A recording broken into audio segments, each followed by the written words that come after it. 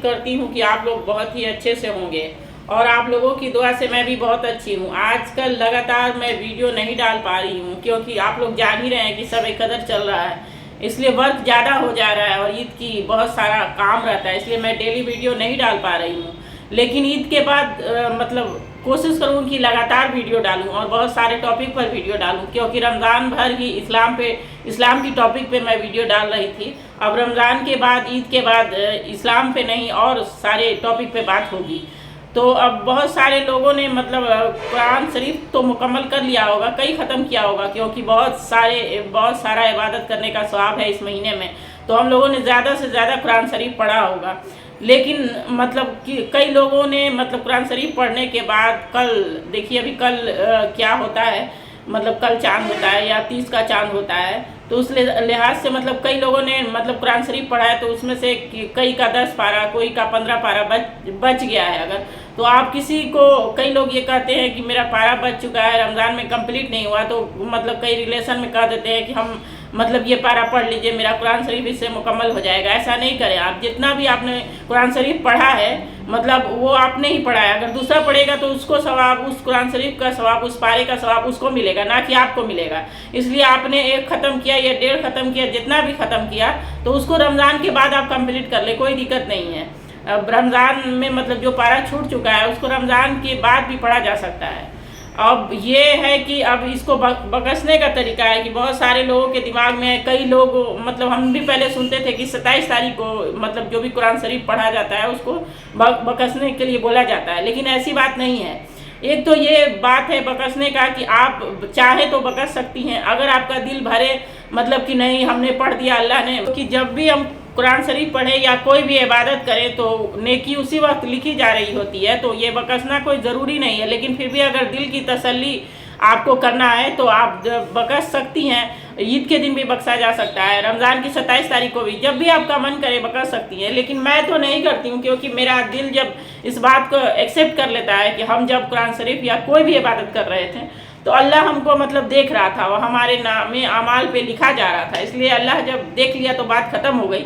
लेकिन और एक और चीज़ है कि बहुत सारे लोग, जैसे कुरान शरीफ में 14 बार सजदे के लिए बताया गया है, तो सजदा मतलब कई लोग जब आता है तभी उसी वक्त सजदा करते हैं। लेकिन मेरा मानना है कि जब पूरा कुरान शरीफ मुकम्मल हो जाए तो आप 14 सजदा पूरा आता है, 14 सजदा आप एक बार भी कर सकते हैं, तो ज़्यादा मतलब हम ज़्यादा अच्छा समझते हैं। ऐसे आप लोगों की मर्ज़ी, आप जब सजदे के लिए बताया गया उस वक्त भी पढ़ सकते हैं, कर सकते हैं सजदा। लेकिन मेरा ये है कि हम मतलब पूरा कुरान शरीफ मुकम्मल होने के बाद ही सजदा मतलब 14 सजदा एक बार ही कर देती हूँ और अल्लाह से उसी वक्त दुआ करती हूँ कि जिस तरह मेरा ये कुरान शरीफ पूरा मुकम्मल हुआ, उसी तरह मतलब हमेशा कुरान शरीफ पढ़ने की ज़्यादा से ज़्यादा तौफीक अता फरमाए मौला।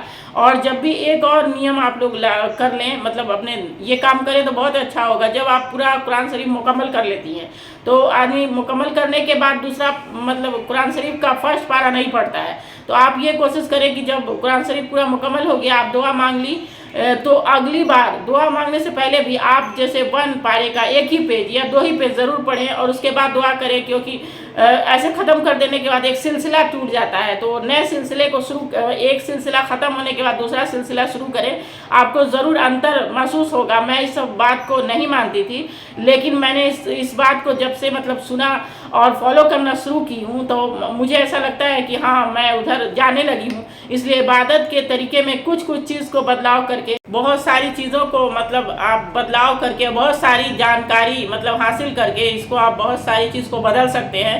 और ये आप कोशिश करें कि रमज़ान में मतलब अगर हम दिन भर इबादत करते थे तो अंदीने में मतलब ईद होने के बाद भी कम से कम आधा दिन तो करें। मतलब आधा दिन का मतलब ये है कि अगर हम पाँचों वक्त की नमाज़ पढ़ते थे और 10 पारा पढ़ते थे अगर दिन भर में, तो हम 5 वक्त की नमाज़ के साथ 5 पारा पढ़ने की कोशिश करें, क्योंकि ये इबादत का टाइम रमज़ान का इसलिए अल्लाह ने रखा क्योंकि हम साल भर में जितनी भी कसरत से इस रमज़ान में मतलब ज़्यादा सवाब का काम करें। लेकिन ये नहीं बोला गया है कि रमज़ान जाने के बाद आप नमाज तिलावत सब छोड़ दें, क्योंकि नमाज तो किसी हाल में बाप रही है, इसको दुनिया की कोई भी चीज़ मतलब इससे नहीं हो सकती है कि आप इसको रोक के दूसरा काम करें। नमाज के वक्त नमाज ही पढ़ें, क्योंकि नमाज के पढ़ने के बाद जो सुकून मिलता है ये जो पढ़ता है हमेशा उसको ही पता चल सकता है, दूसरा आदमी इसके बारे में नहीं बता सकता।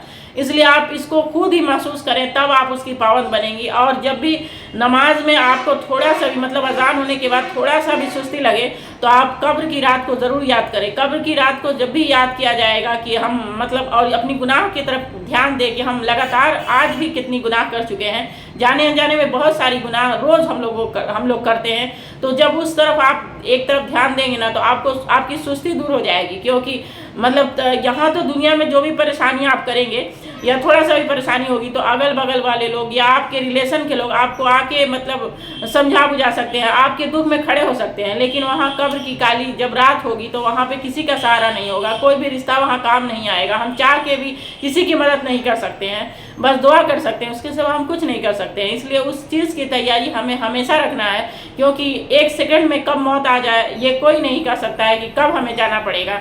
इसलिए जब हर चीज़ की तैयारी हम कर रहे हैं तो अपनी मौत की तैयारी हम क्यों नहीं करेंगे। इसलिए आप कोशिश करें कि ज़्यादा से ज़्यादा कोशिश करें कि ईद के बाद भी इबादत हम लोग करें तो ज़्यादा बेहतर होगा। और आप लोग हमें अपनी दुआ में ज़रूर याद करें। और फ़िलिस्तीन में जो हो रहा है वो तो सारे आदमी को पता है, उन लोगों के लिए भी आप दुआ ज़रूर करें। और कोशिश करें कि मतलब अपनी दुआ में अपने माँ बाप को ज़रूर शामिल करें, क्योंकि कहा गया है कि जब तक अपने माँ बाप के लिए दुआ नहीं की जाती है वो दुआ मतलब इधर ही रहती है, ऊपर नहीं जाती है। तो इसलिए माँ बाप के लिए ज़रूर दुआ करें, क्योंकि बिना माँ बाप के दुनिया नहीं चलती। वो हमारे साथ क्या करते हैं ये मैटर नहीं करता है, हम उनके लिए क्या करते हैं ये मैटर करता है। क्योंकि अगर हमारे अमाल सही होंगे तो हमारी नेकियों में वो लिखा जाएगा। माँ बाप के अगर अमाल हमारे साथ सही नहीं है तो वो उनसे वो क्वेश्चन होगा कि आप अपने बच्चे को कैसा मतलब आपके उसको सही से नहीं देखा, उसके साथ गलत किया, ये उनसे पूछा जाएगा ना कि हमसे पूछा जाएगा। हमसे ये सवाल होगा कि आपने अपने माँ बाप के साथ कैसा रिश्ता रखा। इसलिए वो क्या करते हैं उससे हमको कोई मैटर नहीं है, हम उनके साथ क्या करते हैं जितना हो सके हम उनके साथ अच्छाई करें और उनके लिए भी दुआ मांगें, क्योंकि उनका भी वक्त हो रहा है। जिनके माँ बाप चले गए हैं वो भी अपने माँ बाप के लिए दुआ करें और जिनके माँ बाप हैं वो भी अपनी माँ बाप के लिए दुआ करें। उम्मीद करती हूँ कि ईद की सारी तैयारियाँ आप लोगों की हो गई होंगी और आप लोग हमेशा हमें अपनी दुआ में याद रखें। और आगे लगातार वीडियो देखने के लिए आप हमें सपोर्ट करते रहें, क्योंकि बिना सपोर्ट के मैं आगे नहीं बढ़ सकती हूँ। क्योंकि आजकल सच्चाई दिखाने वाला और सच्चाई पे बोलने वाले लोग बहुत कम हैं, उनकी आवाज़ को दबा दिया जाता है। हर जगह यही सिस्टम चल रहा है। जहाँ भी जाइए आप अगर सच के लिए खड़ी है तो वहाँ आप अपने आप को अकेले ही पाएंगी, लेकिन 100 लोगों की बुराई और 1 लोगों की अच्छाई कभी ना कभी भारी पड़ेगी ही। इसलिए हम लोगों को सच का साथ देना है, झूठ पर कभी नहीं। क्योंकि अल्लाह ना सिखाता है ना किसी भी कोई भी चीज़ गलत के लिए साथ नहीं देती है, कोई भी धर्म गलत का साथ देने के लिए नहीं बोलता है। इसलिए हम लोग सच पर चले ना कि गलत पर चले। अगर आपको वीडियो पसंद आ रही है तो आप सब्सक्राइब करें, लाइक करें, शेयर करें। अल्लाह हाफिज़।